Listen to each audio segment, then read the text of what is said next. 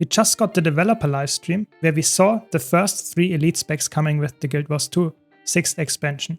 And in this video I want to go over everything that we know about the Luminary and how it looks like, how all the attacks and traits and utility skills and everything works together, and I give you my take while also summarizing, of course, the livestream. So be sure to watch the whole video to not miss out a thing. As always, special shout out to all my supporters on YouTube, Twitch and Patreon that help me keep the lights on. And now without much further ado, let's jump straight in. In the background you can see the footage of the developer livestream. I will give you my take on it while also explaining every mechanic, how it works. So the Luminary get access to the Radiant Shroud while also having the virtues. You can see the virtues are still exactly the same. You just get an F4 spot, which is the Radiant Shroud. The Radiant Shroud has a duration of maximum 20 seconds. And if you use more than one attack in there, you will increase the cooldown of this shroud to go back into it. So it will be baseline 5 seconds. If you use multiple attacks, then you will increase it up to 20 as far as I know. So that's a very interesting mechanic. So you can't stay in there forever, but it is still a decent thing because it has very interesting baseline mechanics. It's a little bit like a Holoforge, but it also has some kind of crazy good potential as a bruiser build with some healing in there, with some nice damage, some CC. It's just a really well-rounded kit. So I would say Guardian is well fed with this build. I have to be honest with this elite spec. So I think it will be really nice in all game modes. I think it can be very obnoxious in PvP. I can see that one as a side-noting build.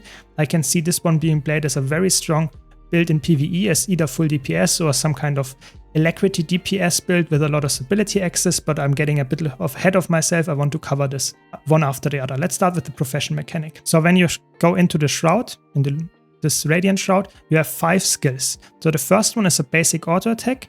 That is accessible all the time. That's not special. That's just an attack. That is just some light wave or something around you. Not that special. But the 2, 3, 4, and 5 skill are specific weapons. So the 2 is a hammer, the 3 is a staff, the 4 is a sword, and the 5 is a shield. When you use the first time a specific weapon, that means you equip this weapon and it will deal some starting attack. And this attack will be done once, and then you get a flip over skill which will use this weapon to do another attack. And the hammer is focused around damage and CC, the staff is focused around healing and buffing, the 4 skill, so the sword, is forced around movement and movement impairing, the 5 skill is around block and defenses. And depending on which of those weapons you have last used when you leave the shroud, you get a specific buff. So one of them will be, for example, a damage buff with the hammer. One of them will be some kind of healing buff for your allies. So you get the gist of that. That's how it works. Let's cover the specific attacks. So the hammer 2 skill is a slow attack that just does some nice damage, and the other 2 is just another damage follow-up and has some damage bonus against defiant foes or some CC'd foes. The 3 is a symbol. So the 3 skill is a symbol that will also apply less resolution and is a nice buff. And the flip over skill will also be some nice healing around you, stuff like that. So it's really supportive. And you can see this over here, over the Radiant Shroud. This is the cooldown until you have to leave it. And you can, of course, leave early as well. So always be aware of this. Sometimes you want to leave to get the buff of, for example, the hammer damage buff, or you want to stay to spam more of those attacks. So it's a little bit like always think about how to play this. That's a quite interesting gameplay mechanic. And you can see this Luminary blessings that they here pinpoint is that just some from the minor traits. We will get to the traits later. But here you can see that you get reduced incoming strike damage while you have this buff. You can also provide it to allies. And when you end this buff, when this buff ends, you get healed. And this is really interesting because that is not only happening when you end this buff, but when you refresh this buff, so you get another one of this, it means the first one ends and the second one comes, so that means you get the healing. That's really interesting mechanically because that means you can upkeep a strike damage reduction and get passive healing as well with this. And the cool part is here, this is on top of protection. So this is probably one of the best specs to tank in, for example, PvE if you have some really hard-hitting attacks or something, or just want to be really bunkery in competitive modes. This is like one of the best tank specs now. It will be a really good bruiser because it does some nice damage. It feels almost like some kind of Untamed with getting some kind of shroud. It's really interesting, and you have the baseline goodness of Guardian. So really, really cool. And then depending on the traits, we will get to that, we also get the buffs of, for example, the hammer here, that you get a more strike damage to controlled and immobilized foes, because this is the last weapon that you used was the hammer, therefore you get this Radiant Armaments buff. The auto attack, like I mentioned here, is just a basic auto attack that does something around you, but it also, depending on which weapon you have equipped, so which of those 2 to 5 skills you actually used once, you get a specific alteration of the auto attack. It either applies vulnerability, resolution, just more damage, or regeneration. So it's really flexible how you can use and spam this attack, and it doesn't cost, so to say, any cooldown of your shroud. And you can see here the hammer is not only nice for some CCing, but it also provides boons like Might, Fury, and gives you the Luminary Blessing. And it's a blast finisher. And then the flip over skill, like I mentioned, just some damage and more damage against disabled foes. Then you have the Luminary stuff, like I said, protection, but more importantly, resolution to keep your Radiance boons, for example, and is a symbol. The fourth skill is a mobility skill, it's a leap, and it also applies cripple, which is really nice because flip over skill is stabbing your foe and movement impaired foes, so if they're already crippled, they get immobilized. And therefore, this is a setup for your hammer, so there is some synergy in the kit here as well. And then you have the 5 skill, which is the shield. The shield is just a very basic block. It takes 2 seconds to channel the block, you're safe, and it grants some H's to your allies when you activate it. That's quite nice. The flip over skill is also quite basic, just some supportive skill that does some daze. So you hit it, the enemy, and it's just really close range, just some daze. I would say the shield is the most boring one, it's just a block and a daze, but the other 3 are actually quite interesting. Before I mention all the stance skills that we get, if you like this video, be sure to give this video a like, and if you want to see more content like this, don't forget to subscribe. But now let's talk about the stance skills. That's what Guardian gets, and stances are really good. You have some relics that actually help you with stances, and just a really interesting gameplay-wise because they are really strong. It feels like a Soul Beast stance here, this one Resolute stance, almost like the Bear stance. Heals allies as well. It moves a lot of conditions. It's really, really strong, and it's just a really crazy good heal. It's really strong heal, which is also interesting because that also heals when you remove conditions from yourself with another thing. So it's not the stance here that removes it, but it is when you remove conditions from yourself, you heal yourself. So you can actually use, for example, the Contemplation of Purity, and you remove all your conditions and you have this active, you heal crazy amounts. So it's like a built-in Nios relic. It's really interesting, really cool, really broken probably. Then you have Stalwart stance. It's a defensive stance, just is a stun break for you and allies, and is not providing stability or something, but it gives damage reduction and H's. Seems really strong in competitive modes, I would say, for especially World versus World. But I think just a stun break without stability in PvE seems a little bit weak, but maybe you can still play it for the H's and pair it with Advance. Then you have the Valorous stance. It's again providing nice protection while also providing stability. So even better stability access on Guardian. And really cool here, whenever for the next 4 seconds you apply a boon, you will heal allies. So this is like a little bit like altruistic healing, where you heal yourself when you apply a boon, but now this heals allies when you apply a boon. For example, if you use Empower, the Staff 4 skill, you get a lot of boons to your allies, and all of that will heal them. They are not sure how high the healing number will be in the end, but this one looks a little bit small, they said, but they might increase it in the future. So that's quite interesting. Really cool stance. Probably quite broken, to be honest. Then you have this stance. It's just a very nice damaging stance, and it also is, depending on how many attacks you hit in the next few seconds, you get up to 10 stacks, and then it gets some more damage output.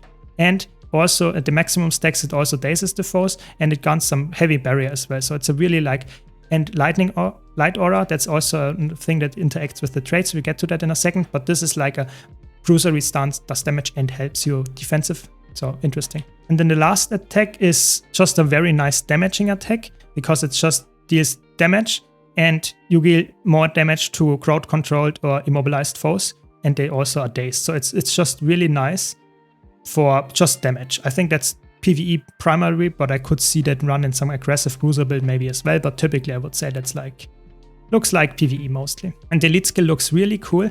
So the elite skill is like a leap, and if you land, it also provides some boons there, and it is also like providing continuously this Luminary Blessing, so that helps, for example, allies to heal them up. You can see the pulsing heal here, and it's also really strong because it has some tether mechanic as well. That means if the enemy gets tethered to you when you land there, you can break the tether by walking away, just like the Spellbreaker one, but it will not pull them, but it will stun them. So it's actually really, really broken. I think that looks really, really strong.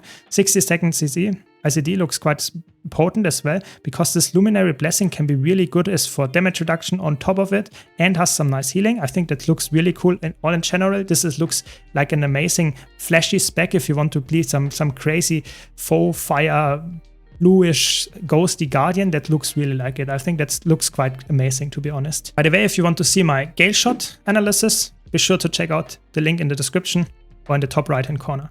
But the Guardian here is, in my opinion, filling a very nice bruisery role, while also being a nice DPS dealer. It's again full power build, does not really provide as much Condi damage. You could play it as a Condi bruiser build if you wanted to, but the traits don't support it.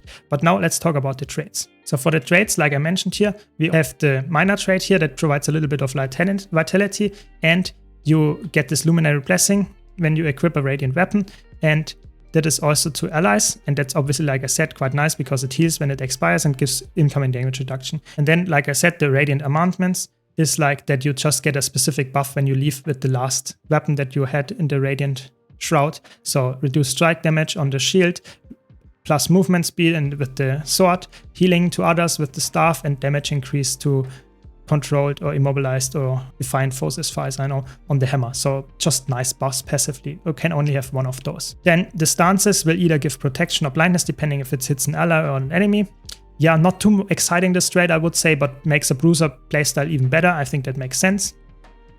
Then you get Light Aura when using a healing skill. Again, not too interesting of a trait, but you will see a lot of interaction with Light Aura in the later trades, so that might actually be worth taking. And then refresh the duration of your Luminary's Blessing and trigger its healing when you exit Shroud. So that's just another interaction with the Luminary's Blessing, because that just helps you to actually get the Luminary's Blessing popping off all the time, because refreshing means you get the proc instantly and get another one. So I think that is actually quite interesting to see if this is in a bruiser build or some kind of tanking build in PvE. Makes sense. That will probably be the best tank in PvE now, because you are actually tanking really, like getting crazy good tanking like stuff up as well, while also providing some value as maybe the alacrity giver or something if in some hard fights. But I'm not sure what kind of fights that actually require. Typically you are good enough with most healers, don't need more tankiness, but maybe there is something. Then this looks really good. Regenerate health while affected by protection or resolution. Heal twice if you have both boons. So looks actually really, really strong. Probably they will be tuned down in PvP and World vs. World, because you will be so tanky just by having those up, because you take less damage and you heal passively. That looks quite strong actually. We will see if that's really good or if people don't run that if the number is too low. Then you see the first interaction with the Light Aura.